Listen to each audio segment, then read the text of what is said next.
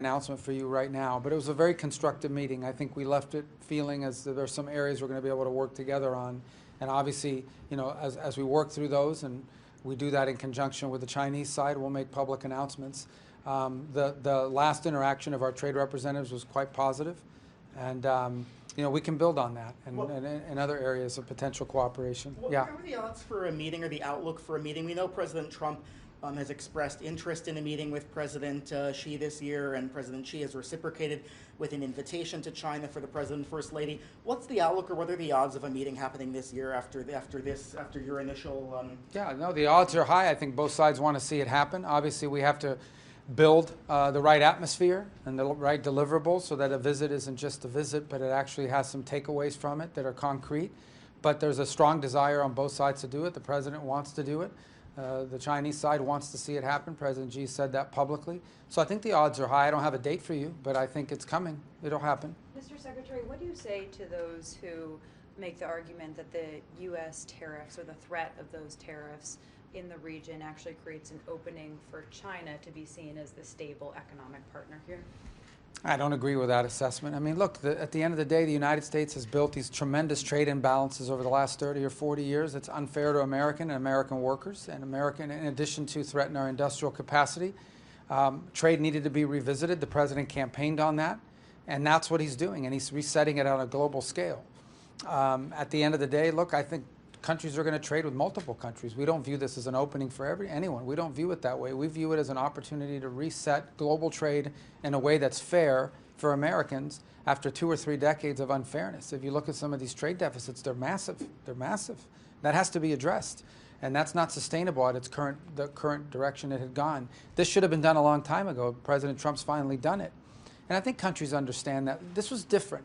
If this was us targeting 10 countries or 5 countries, then I would understand why countries would be upset. But the truth of the matter is we're resetting tariff levels with virtually every country in the world. And so I understand if you had a deal where you were running these huge trade deficits with the United States and exporting a lot to the U.S. and built your economy around exports, but had very little import or very little economic activity coming in from the United States, I understand why you don't want that to change. But I think most mature leaders, and everybody here is a mature leader, understands that that's not a sustainable dynamic. It was one that had to be changed, and that's what the President's doing. So we're going to be okay. And in discussing trade with these counterparts in the region, did you open the aperture at all and also tell them that this is an opportunity for them to bring into the conversation or the negotiation other elements of the U.S. relationship, whether it be security elements, broader than trade? Well, I think that we want to expand on all the other issues, but I think we need to bifurcate the two. Primarily, the trade conversations have been about trade, and that's how the President's treated it. Now, that doesn't mean that the bulk of our meetings here were not about trade. I'm not the trade negotiator for the United States. We certainly appreciate the role that trade plays in our bilateral relationships with individual countries, but the bulk of our talks here have been about all the other things that we cooperate on, whether it's civil nuclear cooperation, whether it's respecting international law when it comes to air rights and maritime rights and freedom of navigation and things of this nature, and other opportunities to work together. So that's been the bulk of our conversations, and it's been very positively received. Just follow up on that, Mr. Secretary. Japan's Prime Minister said his country needs to wean itself from U.S. dependence in key areas such as security as Tokyo faces the prospect of tariffs. Did you discuss that in your meeting with No, we haven't. But at the end of the day, look, I don't think that that's a negative comment, per se. We obviously have very strong commitments in an alliance with Japan. We continue to cooperate very closely with them.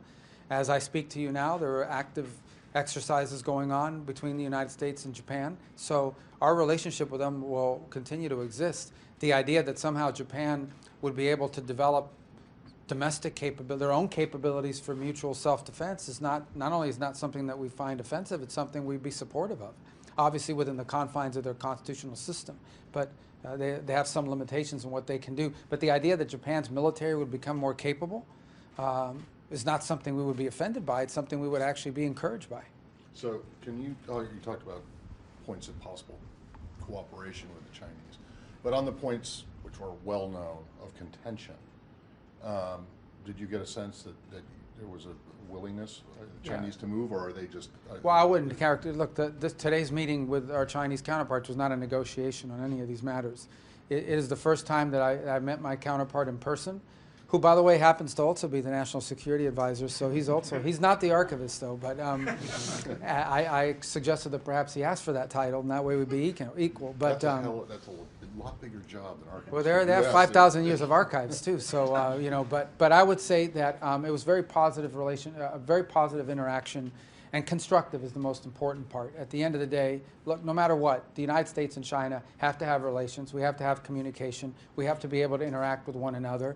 And it's just impossible for the foreign ministers of our respective countries to not engage in conversation. So I'm glad we had that meeting today. There's a lot of work to be done. No one's saying it's easy, but we do have some opportunities on some things we might be able to work on to begin to build some momentum in our relationship. I thought it was a very good meeting. I really felt encouraged by it. But look, there's work to be done. Secretary, if I can ask a follow-up question. You mentioned that you see high odds of a meeting between the presidents of the U.S. and China. There's a big Chinese military parade happening scheduled for September 3rd. Did the Chinese foreign minister extend an invitation to that? Was that discussed as a potential opportunity? No, we didn't discuss any specific date in mind in that regard. But the reason why I tell you there's a high probability they're going to meet is that they both want to meet. And I don't know President Xi, but I know President Trump, and you know I can tell you that he's committed to having that meeting happen. So the reason why I think there's high odds of it happening is they both want it to happen. So I'm sure we'll work on a date and find a mutually acceptable date for both sides. And I'm pretty confident. We want it to be a good meeting, and we're going to work hard between now and whatever date that is to make sure that when that visit does happen, it's as productive as possible. We saw you today seek out the Russian foreign minister in the larger gathering. Why did you go up and talk to him? What did you guys discuss? Did you give him a response from President Trump to the conversation you had yesterday? No, it was just a follow-up on an unrelated item to our conversation yesterday, and I'll leave it at that. Mr. Secretary, many Japanese people are concerning about the U.S. policy, which is demanding drastically increased defense spending. Do you have something to comment? How do you think? Well, I wouldn't characterize it as a demand. I mean, we've encouraged them to invest in certain capabilities. It's less to do with the amount of money and more to do about certain things they can do. At the end of the day, we are in an agreement with Japan on collective self-defense, on the ability to come to each other's aid in a time of conflict or in a time of danger. And there are certain capacities that we think they have high capability. We understand, you know, there are dynamics that constitutional and legal limit their ability to invest in certain things versus other things. And, but we have a very close relationship with Japan, very close. You may not know this, it's an inside joke that's now an outside joke, and I'll share with you, and that is that I believe I have met with a foreign minister of Japan more than any other foreign minister on the planet in my 5.5 months in office.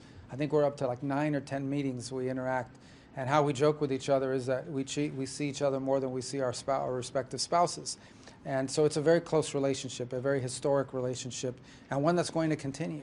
So I think anyone who's looking for like drama or division there shouldn't be doing it, because the truth of the matter is our relationship with Japan is very solid, and obviously we're both open democratic governments, so when there are some differences of opinion, it's going to be public, not private, but I don't see that as a negative. But we have a very strong and very good relationship with Japan, and that's not going to change. Mr. Secretary, in your conversation with Foreign Minister Wang, did the subject of Taiwan come up at all, and in particular the recent military drills being held by the Taiwanese? No issue about drills. I think the Chinese position on Taiwan has been expressed. I don't think it's a mystery to anyone in terms of where they stand on it. And our position has also been expressed pretty openly. So it was not, as I said, our meeting today was not a negotiation or a back and forth on Lavrov. Well, I went to talk to him about another topic. It's not big or mysterious. It's just another topic. So it's, and I'm not going to, we'll leave it at that. And as far as, I did speak to the president